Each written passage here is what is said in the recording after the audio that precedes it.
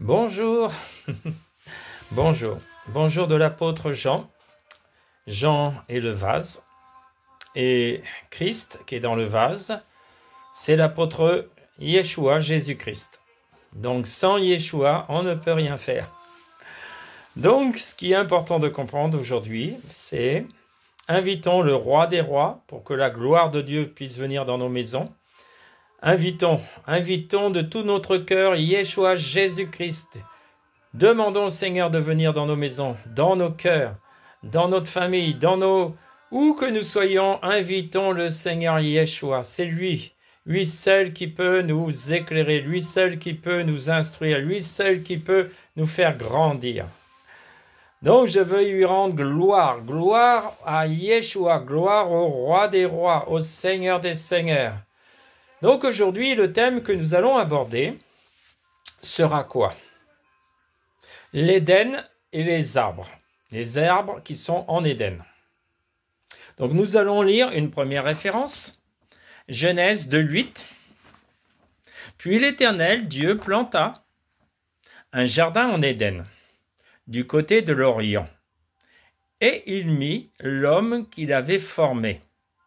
L'Éternel Dieu fit pousser du sol des arbres de toute espèce, agréables à voir et bons à manger, et l'arbre de la vie au milieu du jardin, et l'arbre de la connaissance du bien et du mal. Question. Qu'est-ce que représentent ces arbres? Donc, premièrement, il y a un groupe d'arbres qui est le cerisier, l'olivier, le figuier, qu'est-ce qu'il peut avoir? Le pommier, le poirier. Tous ces arbres sont qui vont porter des fruits terrestres. Donc Dieu mit en Éden toutes sortes de fruits terrestres. Puis on nous parle de deux autres arbres. Mais avant de parler de ces deux autres arbres, je vais vous dire une petite chose que j'ai vécue. L'année dernière, en allant dans une fête foraine, j'étais en train d'évangéliser et je disais, vous voyez, il faut lire la parole, mais avoir l'esprit de la parole pour comprendre certaines choses. Vous voyez, la femme, elle est tombée, mais elle est tombée pourquoi? Nous voyons qu'il y avait un serpent dans un arbre, et à travers ce serpent, l'ange Lucifer, le diable, parlait à la femme. Prenons conscience déjà qu'est-ce qu'est un serpent. Vous voyez, un serpent, quand tu es sur le chemin, il te pique. Est-ce qu'il te demande l'autorisation de te piquer? Donc le serpent qui te pique, il t'injecte du venin. Et ce venin, c'est quoi? C'est le mensonge. Donc le venin du diable, c'est le mensonge. Vous voyez? Et aujourd'hui, on nous dit, la femme a mangé la pomme. Alors quand je racontais cette histoire, que je dis, non, la femme, elle était piquée par le serpent, et le venin de mensonge est rentré en elle. Et si vous lisez les premières paroles de la femme, c'est que vous voyez qu'elle ment déjà. Donc vous voyez qu'elle est déjà impactée par le mensonge du diable. Mais, je regarde sur ma gauche et je vois une jeune fille qui était justement en train de manger une pomme. Une pomme d'amour, vous savez, les pommes des forains là, qui est recouvertes d'un sucre rouge. Et je lui dis, non, tu peux manger la pomme. Ça là, elle est bénie parce que tous les fruits terrestres, Dieu a dit qu'ils sont bénis. Donc vous voyez, c'est pas parce que quelqu'un a dit, non, c'est la femme a mangé la pomme. Non, elle n'a pas mangé la pomme. Elle a mangé la semence du serpent. Hein? Mais cette semence du serpent, si vous regardez, le serpent, il pique. Donc, voilà, c'est curieux. Hein? Donc, ayons de la miséricorde. Maintenant, comprenons. Nous voyons donc, on a parlé des arbres terrestres et le fruit de ces arbres terrestres.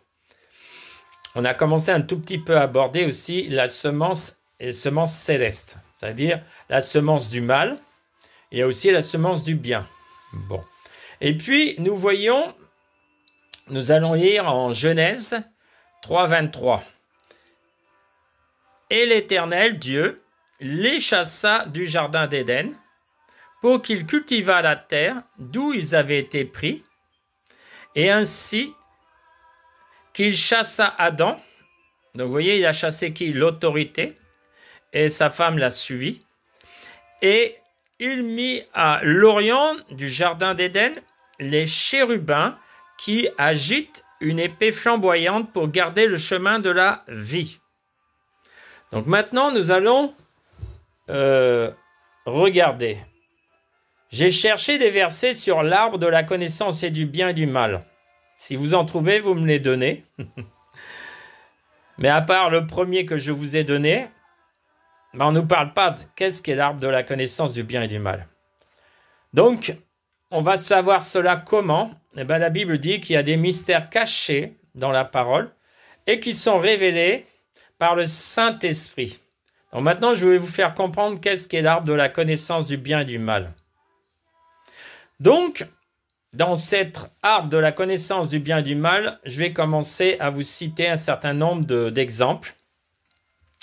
Et donc, vous avez, premier exemple, Caïn, un esprit du mal est venu le pousser à tuer son frère Abel.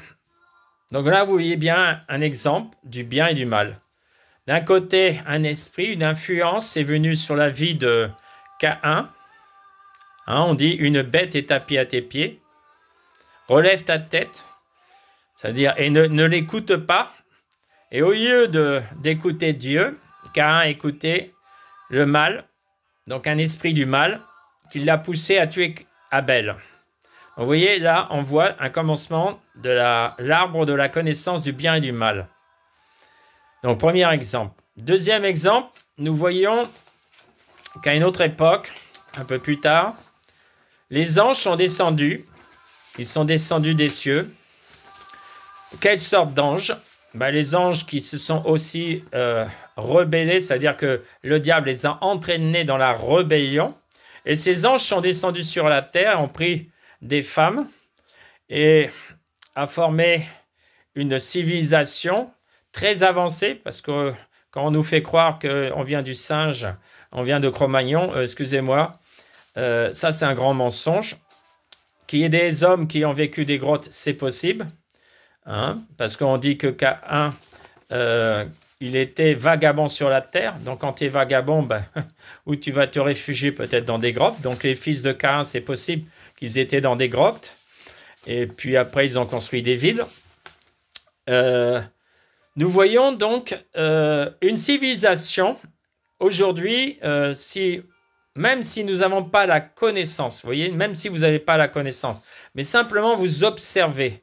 Aujourd'hui, nous voyons, même dans un site Les Chercheurs, exemple, nous voyons que ces personnes nous montrent toutes sortes de restes de bâtiments, plutôt des fondations de bâtiments immenses d'une dimension surhumaine.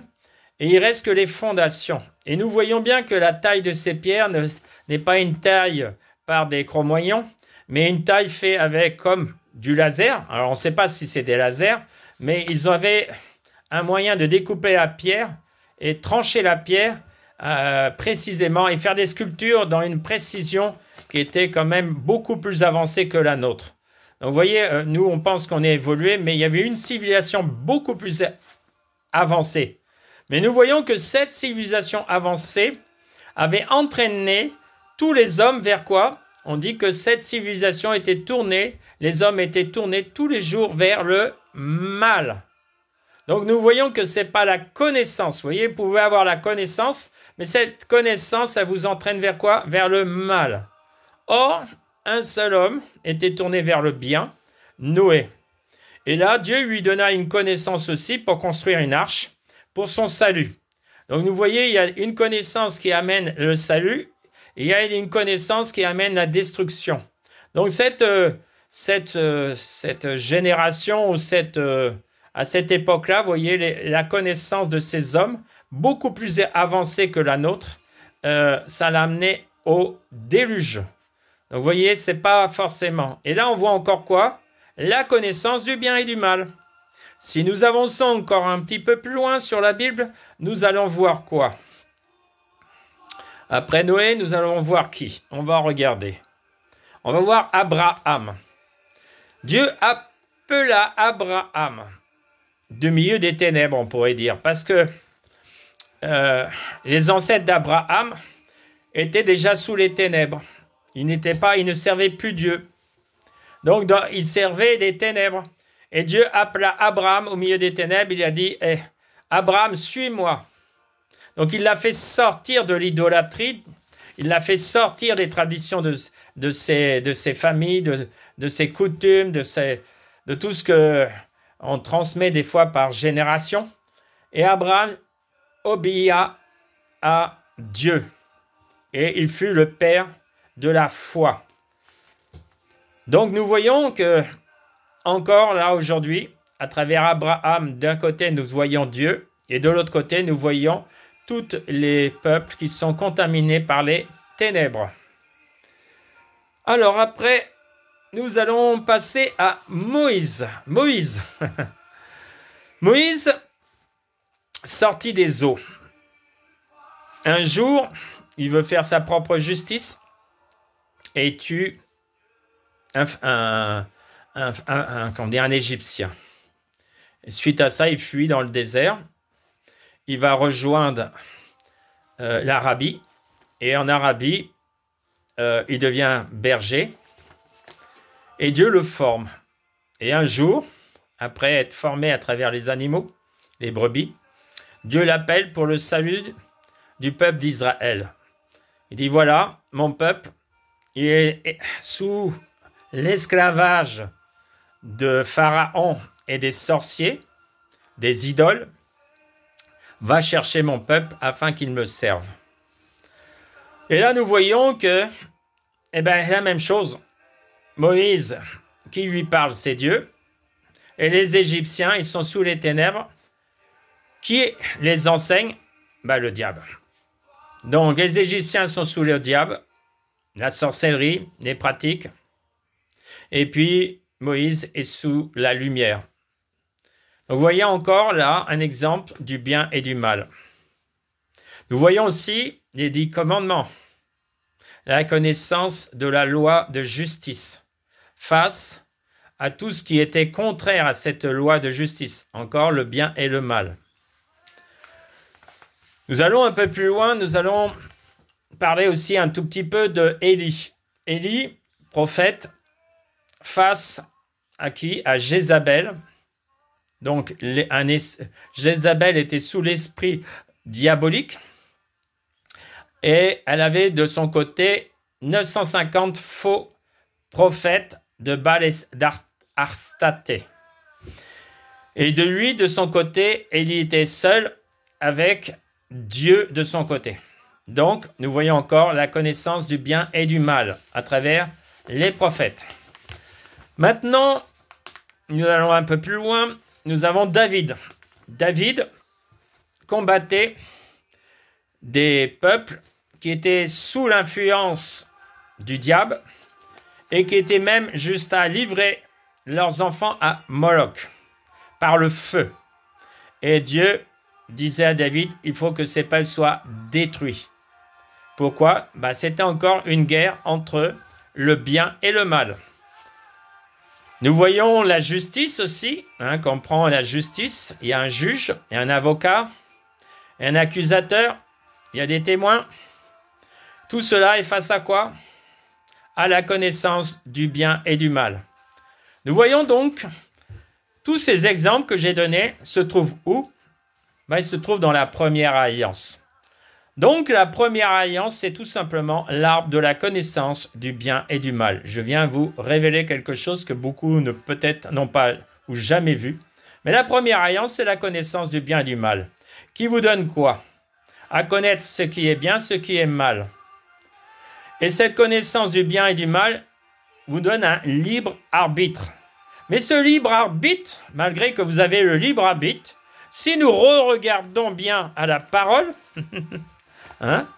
on va regarder à la parole. Genèse 2,17. Mais tu ne mangeras pas de l'arbre de la connaissance du bien et du mal, car le jour où tu en mangeras, tu mourras. Ah! Donc ça veut dire que l'arbre de la connaissance du bien et du mal représente le monde, ça représente toutes sortes de peuples, du peuple des gentils, du peuple des juifs. On retrouve tout le monde dans l'arbre de la connaissance du bien et du mal. Mais qu'est-ce que Dieu nous dit? Cet arbre ne peut pas nous sauver. Elle nous fait connaître les péchés, elle nous fait connaître la raison pourquoi dans le monde il y a les guerres, pourquoi il y a les conflits, pourquoi il y a les maladies, pourquoi il y a toutes ces souffrances. Tout est expliqué dans la première alliance, si, à une seule condition, que le voile tombe de nos yeux et que le Saint-Esprit nous enseigne ces choses. Ça veut dire, sans le Saint-Esprit, nous ne comprendrons pas. Mais tout est révélé dans la première alliance, c'est le monde. La première alliance, c'est le monde, mais ce qu'il y a dans le monde ne peut pas nous sauver. Donc, ça ne nous sauve pas. Alors, il faut aller à savoir une chose, c'est que entre la première alliance, la première alliance, et la deuxième alliance, il y a ce qu'on appelle une porte. Ah, ça c'est quelque chose de bon à entendre. Il y a une porte. Cette porte, c'est quoi? Nous allons lire Jean 10. Jésus leur dit encore, en vérité, je vous le dis, je suis la porte des brebis. Tous ceux qui sont venus avant moi sont des voleurs et des brigands. Mais mes brebis ne les ont point écoutés. Je suis la porte. Si quelqu'un entre par moi, il sera sauvé. Il entrera, il sortira. Il trouvera du pâturage. Le voleur ne vient que pour détruire, égorger. Moi, je suis venu pour que mes brebis aient la vie et qu'elle ait en abondance. Je suis le bon berger et le bon berger donne sa vie pour ses brebis. Donc, vous voyez, la première alliance n'est qu'un précepteur pour nous faire connaître la connaissance du bien et du mal, mais ne peut sauver personne. Même les Juifs, vous voyez, quand ils ont refusé la grâce du Seigneur Jésus-Christ, ils sont passés par la Shoua. Moi, j'ai été en Israël et j'ai pleuré. J'ai pleuré de voir des Juifs qu'on enterrait vivants. On les poussait dans un fossé et on passait le bulle vivant, enterré vivant. Vous voyez, la loi et la connaissance de cette première alliance ne nous conduit pas à la vie. Et je me dis, peuple Israël, écoute la voix de ton Dieu. Jésus, Yeshua. Yeshua est le véritable Messie. Écoute Israël. Ce n'est pas par la loi que tu seras sauvé. Reconnais Israël que tu pêches. Israël, tu pêches comme les autres hommes. Chaque fois que tu as été en déportation, pourquoi Dieu t'a envoyé en déportation? Parce que tu te rebellais contre ton Dieu. Tu te rebellais contre l'auteur de toute vie. Donc, est-ce que tu n'as pas encore compris, Israël? Tourne-toi vers Dieu. Et les gentils, vous êtes aussi dans la première alliance. Donc la première alliance, c'est vos vies qui sont inscrites dedans. Donc tant que vous êtes dans l'arbre de la connaissance du bien et du mal, vous voyez, vous pouvez dire, j'ai la connaissance. Aujourd'hui, nous voyons les hommes. Regardez, une bombe atomique a détruit Hiroshima et Nagasaki, des pauvres peuples, enfin un peuple, je ne peux pas dire pauvre, mais un peuple qui a subi ces bombes. Ils n'étaient pas plus mauvais que les autres, pas meilleurs, mais pas pires. Vous voyez, la médecine aujourd'hui, on fait un peu n'importe quoi, on se croit des dieux. Hein? On n'a plus besoin de Dieu parce qu'on est des dieux. Mais vous ne vous rendez pas compte que toutes les contagions que l'homme crée, toutes ces contagions que lui-même crée, à cause de quoi? La désobéissance. Vous voyez, rappelez-vous de ce peuple qui existait avant le déluge, qui était bien plus avancé que nous. Ça l'a amené à la destruction. Donc ce n'est pas la connaissance, l'excellence de la connaissance. Non, nous sommes intelligents. Oui, mais tu obéis à qui? Non, nous n'avons pas eu besoin de Dieu. Moi je dis, tu vois, ceux qui disent qu'ils n'ont pas besoin de Dieu, ils écoutent la voix de qui? la voix du diable. La voix du diable avait dit quoi, hein? Revenons dans la parole que diable avait dit. On va voir, on va relire dans la Genèse. Hein? Qu'est-ce que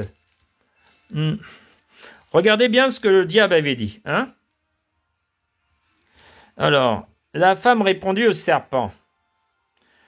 Nous mangerons du fruit des arbres du jardin. Oui, des pommiers, des cerisiers, oui, il n'y a pas de problème. Mais quant au fruit de l'arbre qui est au milieu du jardin, non.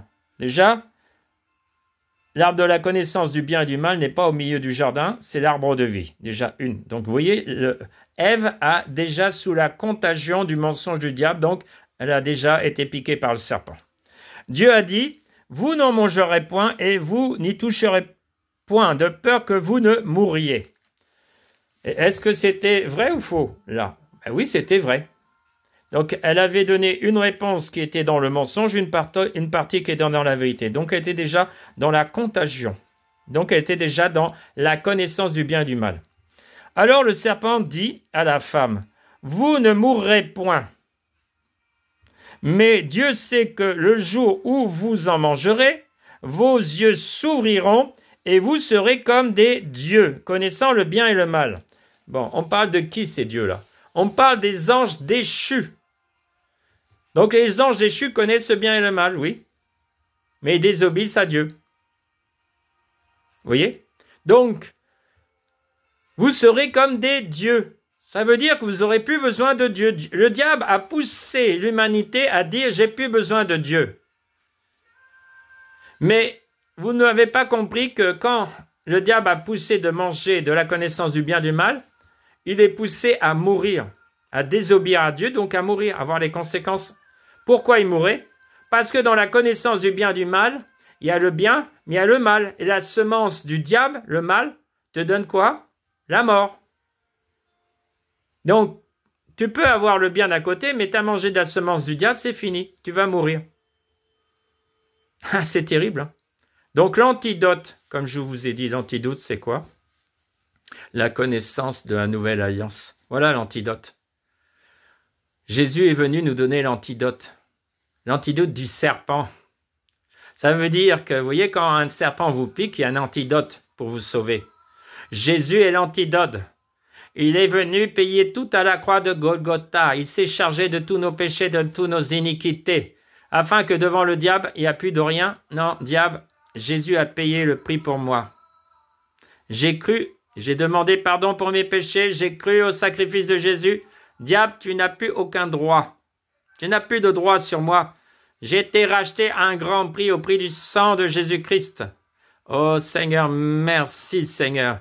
Merci pour le sacrifice de Jésus qui me fait rentrer dans la nouvelle alliance. Sur le chemin que Jésus a dit, je suis le chemin, la vérité, la vie éternelle et nul ne vient au Père que par moi. Donc sur ce chemin, c'est un chemin de transformation, de sanctification, de régénération, de purification par une eau pure. L'eau de la parole de Christ, elle vient nous purifier, c'est-à-dire ôter toute semence corruptible du diable. Toutes ces semences corruptibles du diable, elle vient les purifier, à condition qu'on les reçoit dans nos cœurs, c'est-à-dire la parole de vérité dans nos cœurs, qui vient nous libérer de toute semence du diable. Oh, quelle bonne nouvelle! La vérité vient nous affranchir du mensonge du diable. Et à la fin du compte, c'est quoi? Eh bien, nous allons hériter de la vie éternelle. Oh Jésus, merci Seigneur. Merci, quelle grâce Seigneur, parce que c'est par grâce que nous sommes sauvés. Ce n'est pas c'est par grâce, par le moyen de la foi. Et la foi de qui? Dans la parole de Christ. Et quelle est la parole de Christ? L'évangile, c'est-à-dire la deuxième alliance. Donc c'est par les paroles de grâce qui se trouvent dans l'évangile que nous serons sauvés de qui? Du diable et de ses mensonges. Voilà qu'est-ce que Jésus est venu faire.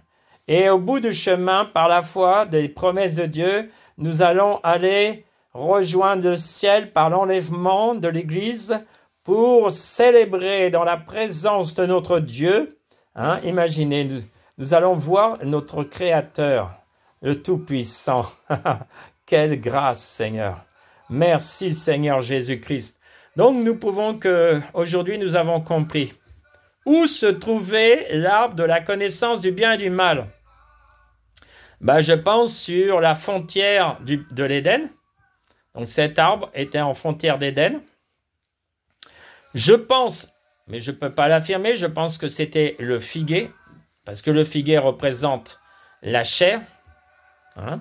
Le figuier représente la chair. Et dans cette chair, il y a l'esprit de cette chair, c'est Lucifer, c'est-à-dire l'esprit du mal, hein, dans cette chair. Et cet esprit de chair conduit les hommes à la mort.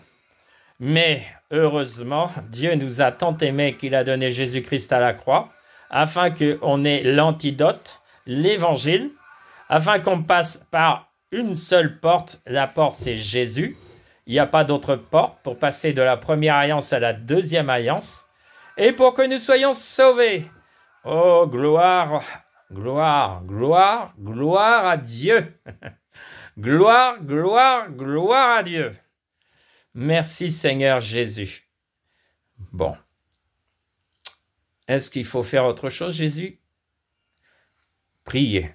Donc Seigneur, ce que je viens de révéler, pas par moi-même, pas par ma capacité, mais par l'Esprit de Dieu.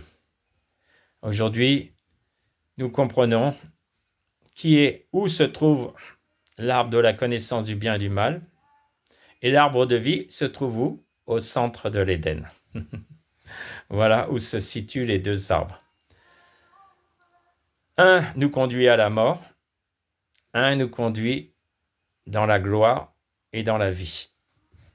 Donc un chemin nous conduit sur le chemin de la mort, c'est l'arbre de la connaissance du bien et du mal, et un chemin nous conduit, qui est étroit, qui nous conduit au paradis, c'est le chemin de Jésus-Christ.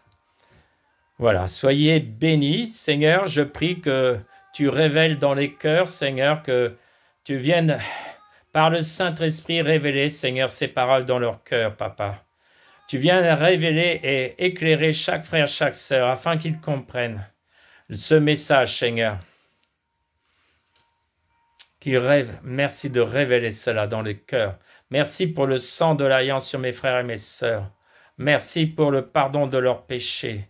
Merci, Seigneur, de les libérer de tout péché du monde, de les libérer, de les affranchir,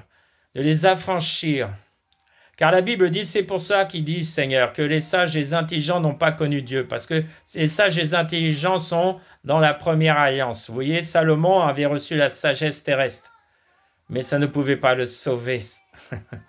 Donc il fallait recevoir la sagesse qui vient du ciel, la révélation qui vient du ciel. Yeshua, Jésus-Christ. Oh Seigneur, merci, je te bénis, je te rends grâce Seigneur de bénir tous mes frères et mes sœurs dans la foi en Jésus-Christ. Et que ceux qui n'ont pas encore connu la vérité, tu viennes Seigneur, que tu les attires. Car la Bible dit, nul ne vient à toi si tu ne les attires. Oh Seigneur, attire-les dans la lumière, attire-les dans ta sagesse, cette sagesse divine Seigneur, qui révèle les mystères cachés de ta parole. Merci Jésus-Christ. Que toute la gloire soit pour mon Père au nom de Jésus-Christ. Amen.